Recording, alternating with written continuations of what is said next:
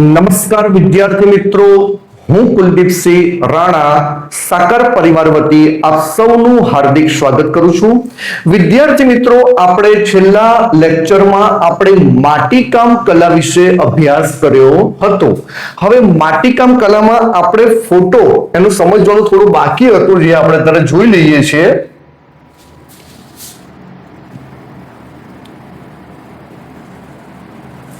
તો વિદ્યાર્થી મિત્રો, માટીકામ કલાની અંદર આપણે અહીંયા જે ફોટો દર્શાવ્યો છે, બરાબર છે, એ ફોટો થોડો આપણે ઝૂમ કરી દઈએ.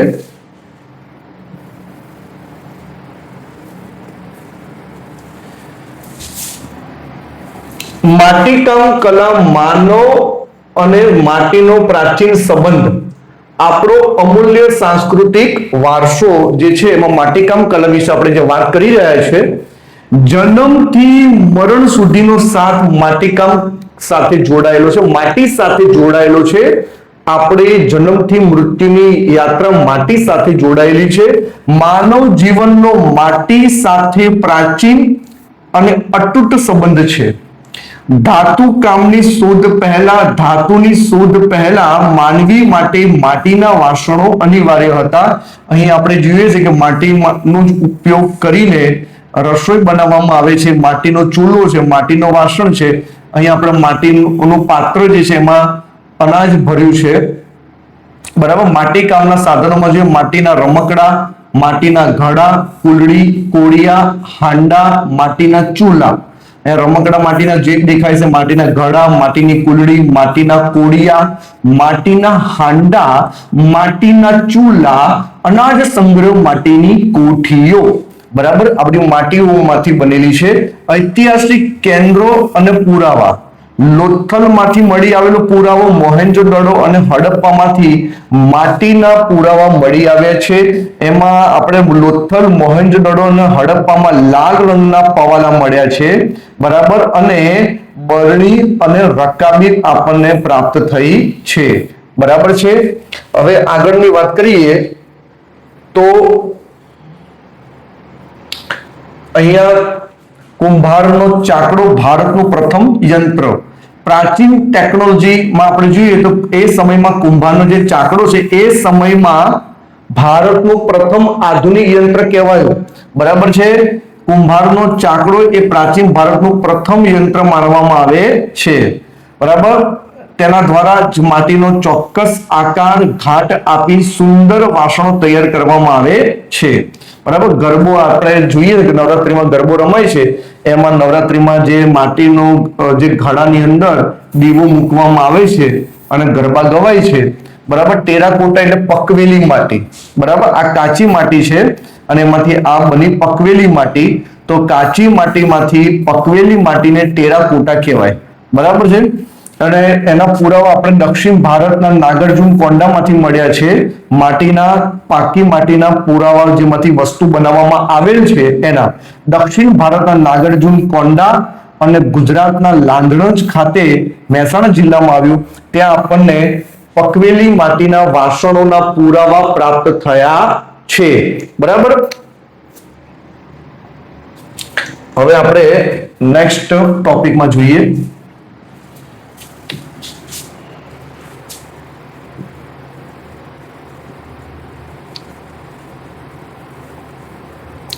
વિદ્યાર્થી મિત્રો, હવે હસ્તકલામાં આપણે પહેલી કલા જોઈ માટીકામ કલા. હવે માટીકામ કલા બાદ બીજી હસ્તકલા જોઈશું આપણે ભરત ગૂંથણ કલા, વણાટકામ અને હાથ વણાટ. વણાટકામ અને હાથ વણાટ, જેને ઇંગ્લિશમાં વીવિંગ, સ્પિનિંગ અને વીવિંગ કહેવામાં આવે છે. રૂની પૂણીમાંથી તાતણા ખેંચવા સાથે તેમને વડ ચડાવી એકબીજાની પકડમાં જોડી લાંબો દોરો તૈયાર કરવાની કળાને કાતણ કહે છે. કાતણ એટલે કપડાને કાતવું. કપાસમાંથી જે રૂ હોય છે એ રૂને પૂણી બનાવવાની અને એ પૂણીને એક ઉપર એક વડ ચડાવવાની અને વડ ચડાવીને એનો દોરો તૈયાર કરવાનો અને એ તાતણાને ખેંચીને જે દોરો બને છે, બરાબર, એમાંથી કાતવું, કાપડ બનાવવા માટે કાતવું એટલે કાતણ કહે છે. મહાત્મા ગાંધીએ કાતણ વણાટ ગૃહ ઉદ્યોગ સવિશેષ મહત્વ આપીને આઝાદીના આંદોલનમાં સ્વદેશી અને સ્વાવલંબન સાથે જોડી એક ઇતિહાસ રચ્યો તે આપણે જાણીએ છીએ. મહાત્મા ગાંધી, ભારતના રાષ્ટ્રપિતા, તેમણે આ જે આંદોલન ચલાવ્યું એમાં સ્વદેશી ભારતની દેશની ચીજવસ્તુનો ઉપયોગ કરવો, વિદેશી કાપડની હોળી કરવી, એમાં સૌથી મહત્વનું હતું સ્વદેશી આંદોલનમાં કાપડનું. ગાંધીજીએ ઘેર ઘેર લોકોને રેટીઓ કહેતા કે ચરખો આપ્યો હતો અને લોકોને ઘર બેઠા કાપડનું વણાટ કામ કરીને સ્વદેશી આંદોલનને સવિશેષ બળ આપ્યું હતું અને ઇતિહાસ સર્જ્યો હતો. હવે આપણે હાથ વણાટની વાત કરીએ. પ્રાચીન સમયથી જ ભારત વસ્ત્ર વિદ્યા ક્ષેત્રે જાણીતું છે.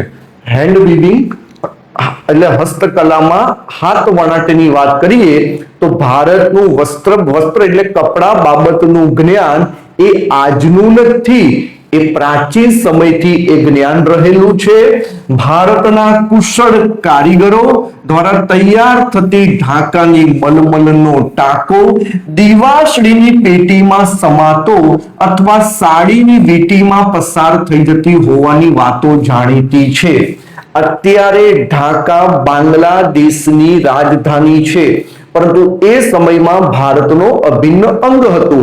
એ ઢાકામાં આપણા એવા કુશળ કારીગરો હતા, એક પ્રકારનું કાપડ બનાવતા જેને મલમલ કહેવાતું. એ જે કાપડ જે છે એનો ટાંકો એટલે જે કાપડ જે મીટરમાં હોય, બરાબર, એને ટાંકો કહેવાય. દિવાસળીની પેટીમાં સમાતો અથવા સાડીની જે સાડી છે એ વીંટીમાંથી પસાર થઈ જતી.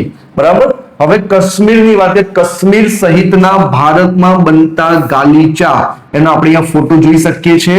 પાટણના પટોળા, કાંજીવરમ તેમજ બનારસની સાડીઓ, કાંજીવરમ અને બનારસની સાડીઓ, રાજસ્થાની બાંધણીઓ જેવા હાથ વણાટના બેન મૂન હુન્નરના નમૂના એ ભારતની એક આગવી ઓળખ છે. હવે વાત કરીએ ગુજરાત. ગુજરાતમાં સોલંકી યુગના સુવર્ણકાળ દરમિયાન, ગુજરાતમાં સોલંકી યુગ જ્યારે આવ્યો એ ગુજરાતનો સુવર્ણ યુગ કહેવાયો. ગુજરાતમાં મૈત્રક વંશ થઈ ગયો, ચાવડા વંશ થઈ ગયો, સોલંકી વંશ, વાઘેલા વંશ, એમાં સોલંકી યુગ જે છે એ ગુજરાતનો સુવર્ણ યુગ, ગોલ્ડન ટાઈમ પિરિયડ કહેવાય છે, કારણ કે એ સમયમાં બધી કળાઓનો વિકાસ થયો હતો. અને એ વખતે સોલંકી યુગના સુવર્ણ કાળમાં સોલંકી જે વંશ હતો એનું શાસનનું પાટનગર હતું પાટણ. કયું હતું? પાટણ. પાટણમાં અનેક કારીગરો, જેને સાળવીઓ પણ કહેવાય, એ કારીગરો આવીને પાટણમાં વસ્યા.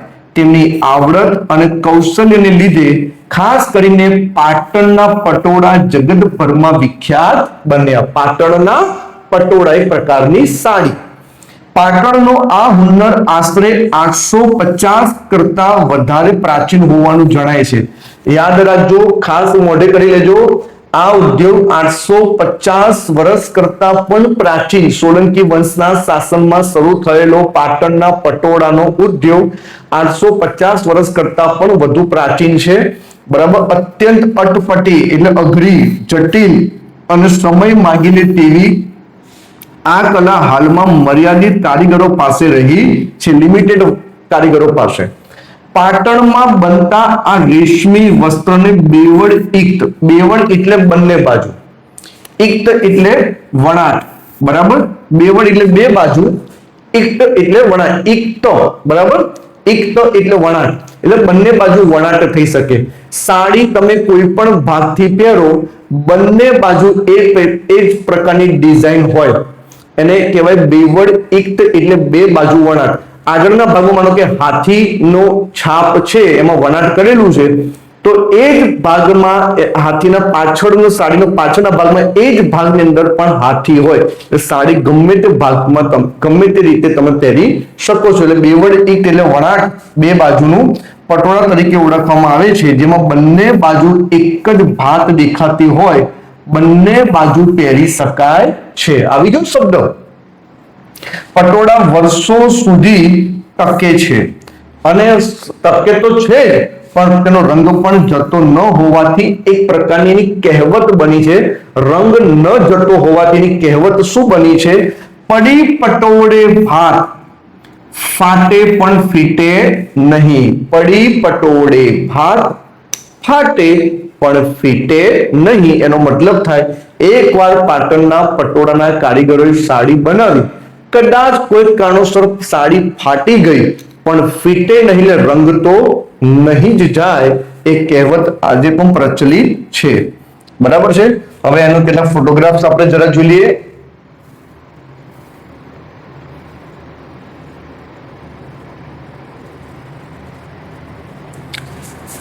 ભારતનો સમૃદ્ધ વસ્ત્ર વારસો, કાતણ, હાથવણાટ અને પાટણના પટોળા.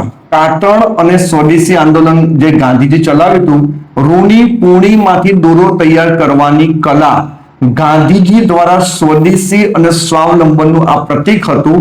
આઝાદીના આંદોલનમાં વિશેષ મહત્વ આ રૂની, આ કપાસમાંથી રૂ નીકાળવામાં આવે, આ રૂની પૂણી તૈયાર થાય, એમાં દોરો બને અને એ દોરો પછી ચરખામાં લગાવવાનો અને એને વણાટ કરવાનું અને કાપડ તૈયાર થાય. બરાબર. તો આવી અદ્ભુત કલા એ ભારતમાં હતી.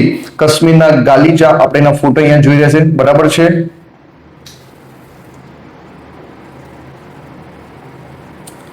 કાશ્મીરી ગાલીચા, લાલ ભાત આપણને અહીંયા દેખાય છે.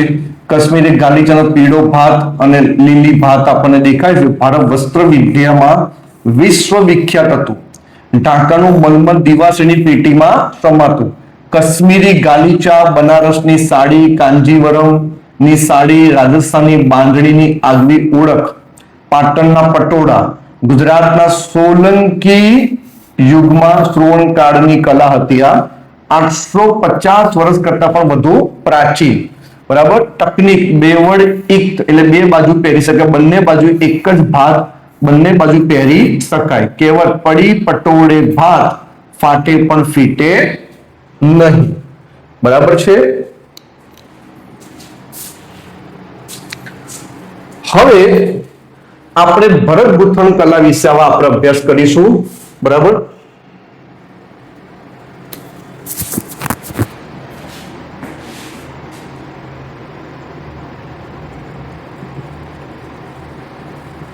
ભરત ગૂંથણ કલા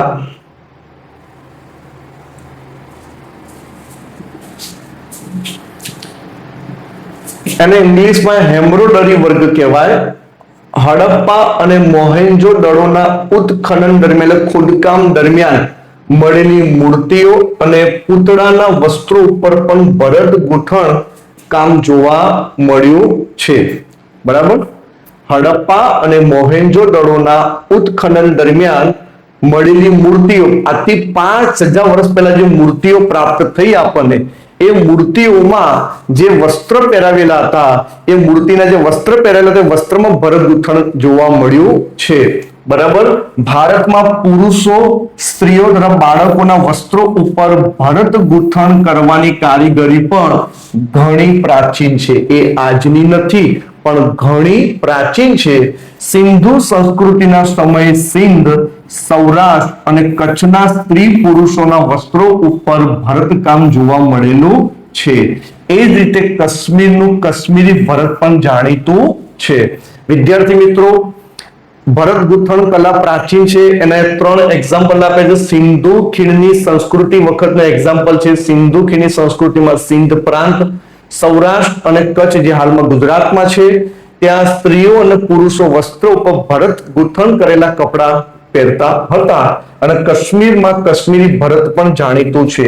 હવે આપણે ગુજરાતની વાત કરીએ, ગુજરાતમાં પણ જામનગર, જેતપુર, ભુજ અને માંડવી સહિતના વિસ્તારોમાં બાંધણી અને તેના ઉપરની પરંપરાગત શૈલીવાળી હાથી, પૂતળી, ચોપાટ, પક્ષીઓ, કળશ વગેરેની સુંદર ડિઝાઇનો માટે જાણીતા છે. બરાબર. ગુજરાતનું જામનગર, જેતપુર, ભુજ, માંડવી. બરાબર. આ વિસ્તારોમાં બાંધણી અને તેના ઉપરની પરંપરાગત શૈલીવાળી હાથી, પૂતળી, ચોપાટ, પક્ષીઓ, કળશ વગેરે સુંદર ડિઝાઇનો માટે જાણીતા છે. કપડા ઉપર છપાઈ અને ભરત ગૂંથણ એ ગુજરાતના કચ્છ, સૌરાષ્ટ્ર વગેરે પ્રદેશની સ્ત્રીઓના ગૃહ વ્યવસાય રહ્યો છે. બરાબર. એ ઉપરાંત ગુજરાતની બહેનો છે, ખાસ કરી સૌરાષ્ટ્રની બહેનો, કચ્છ અને સૌરાષ્ટ્રની બહેનો એ ઘર બેઠા કપડા ઉપર ભરત ગૂંથણ કરીને ભરત કામ કરીને ખૂબ સારી એવી રકમ કમાય છે, આવક મેળવે છે. એટલે ગુજરાતમાં કચ્છ અને સૌરાષ્ટ્રની બહેનોનો આ ગૃહ વ્યવસાય રહેલો છે, બરાબર. અને ખાસ કરીને એમાં ચંદરવા બનાવવું, શાક, તોરણ, ભરત ગૂંથણ કરેલા તોરણ, ભરત ગૂંથણ કરેલા ચાકડા, ભરત ગૂંથણ વાળા ઓછાડ, તકિયા, પારણા, ઓશિકા ઉપરના કેટલીક કોમોના પહેરાતા કેડિયા, જે નવરાત્રીમાં આપણે કેડિયું પહેરીએ છીએ એ પણ ભરત ગૂંથણ કરેલું હોય છે. કેડિયા નામના વસ્ત્રો ઉપર ભરત ગૂંથણ કલાની પરંપરા આજે પણ પ્રખ્યાત છે. ભરત ગૂંથણથી શણગારેલા ધાબળા, રજાઈ ઉપર ભૌમિતિક અને વિવિધ પ્રકારની આકૃતિ જે છે એ દોરવામાં આવતી. અને આમાં છેલ્લું અને મોસ્ટ આઈએમપી, જે આમાં અત્યારે આમાં દેખાતું નથી, પણ હું તમને કહી દઉં કે મોસ્ટ આઈએમપી પણ છે. કચ્છની અંદર બન્ની વિસ્તાર છે, બન્ની, કચ્છનો બન્ની વિસ્તાર, એમાં જટ નામની કોમ છે, જટ. એ જટ નામની કોમ ભરત ગૂંથણ કલા માટે વિશેષ જાણીતી છે, બરાબર. આ ખાસ યાદ રાખજો. હવે આપણે કેટલા એના ફોટોગ્રાફ્સ આપણે જરા જોઈ લઈએ છીએ.